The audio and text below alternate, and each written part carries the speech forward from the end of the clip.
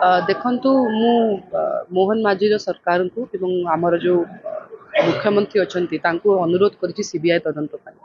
ଯେଉଁ ଯେଉଁ ସବୁ ଗୁଡ଼ାକ ତଥ୍ୟ ଏବଂ ଇନଭେଷ୍ଟିଗେସନ୍ ଅଛି ତାହା ତ ସିବିଆଇ ତଦନ୍ତ ପରେ ହିଁ ଆଗକୁ ଆସିବ।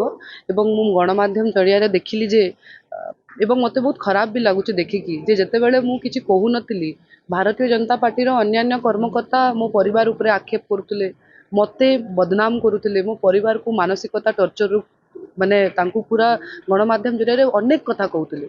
ଯେଉଁ ସମୟରେ ମୁଁ ସିବିଆଇ ତଦନ୍ତ କହିଲି ଆପଣ ଗୋଟେ ପ୍ରକାର ଦେଖିଥିବେ ଯେ ଭାରତୀୟ ଜନତା ପାର୍ଟି ଏବେ ସାଇଲେଣ୍ଟ ହେଇଯାଇଛି। ତ ନିଶ୍ଚିତ ଭାବରେ ମୁଁ ଖାଲି ଗୋଟେ କଥା କହିବି, ରାଜନୀତିଜ୍ଞ ପ୍ରସଙ୍ଗ ଏବଂ ନିଜର ରାଜନୀତିକ ଫାଇଦା ପାଇଁ ମୋ ବାପାଙ୍କ ଜିନିଷ ଗୁଡ଼ାକୁ ଆଗକୁ ସେମାନେ ଆଣୁଛନ୍ତି। ସେମାନେ କହିଛନ୍ତି ମୁଁ ଲେଖିକି ଦେବି। ପ୍ରଥମେ କହୁଥିଲେ ଯେ ଦୀପାଳି କିଛି କହୁନାହିଁ, ଯେତେବେଳେ ମୁଁ କହିଲି ସେମାନେ କହୁଛନ୍ତି ଲେଖିକି ଦେବୁ। ନିଶ୍ଚିତ ଭାବରେ ଆମେ ଆମ ପରିବାର ସହିତ ଏ ବିଷୟରେ ଡିସ୍କସନ୍ କରୁଛୁ ଆଉ ଆଗାମୀ ଦିନରେ ଆମେ ଲିଖିତ ଅନୁସାରେ ବି ଦେବୁ। ଆଉ ଯଦି ସେମାନେ ପ୍ରକୃତରେ ମୋ ବାପାଙ୍କୁ ଭଲ ପାଉଛନ୍ତି ଏବଂ ନିସ୍ୱାର୍ଥ ପରରେ ନବ ଦାସର ତଦନ୍ତକୁ ଆଗକୁ ବଢ଼ାଇବାକୁ ଚାହୁଁଛନ୍ତି, ମୁଁ ଅନୁରୋଧ କରିବି ଏ ସରକାରକୁ ନିଶ୍ଚିତ ଭାବରେ ସେମାନେ ଆଗକୁ ଯାଆନ୍ତୁ।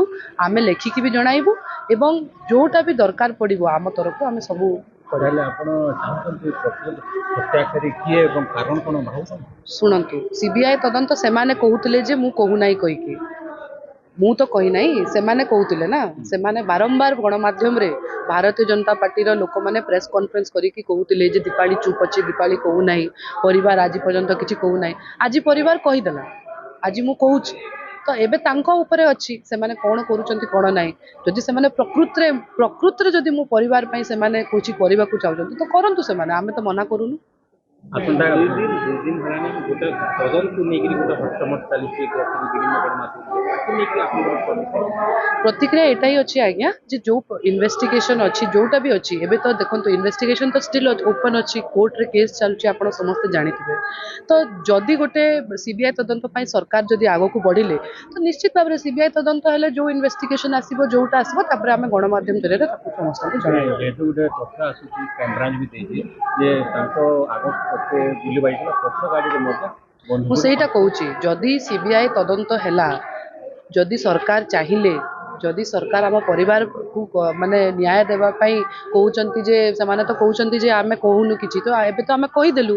ତ ସେମାନେ ଯଦି ସିବିଆଇ ତଦନ୍ତ କରୁଛନ୍ତି ତାପରେ ଯେଉଁ ଇନଭେଷ୍ଟିଗେସନ୍ ହେବ ତା ଉପରେ ଆମେ ଗଣମାଧ୍ୟମରେ ଲେଖିକି ଦେବେ କି ନିଶ୍ଚିତ ଭାବରେ ମୁଖ୍ୟମନ୍ତ୍ରୀକୁ ବି ଲେଖିକି ଦେବୁ। ଯଦି ତାପରେ ମୁଖ୍ୟମନ୍ତ୍ରୀ ଯେଉଁଟା କହିବେ, ସେମାନେ ତ ନିଜେ କହୁଛନ୍ତି ନା, ସେମାନେ ଯେଉଁ ତାଙ୍କୁ ପଚାରନ୍ତୁ ଆଜ୍ଞା ଆପଣ।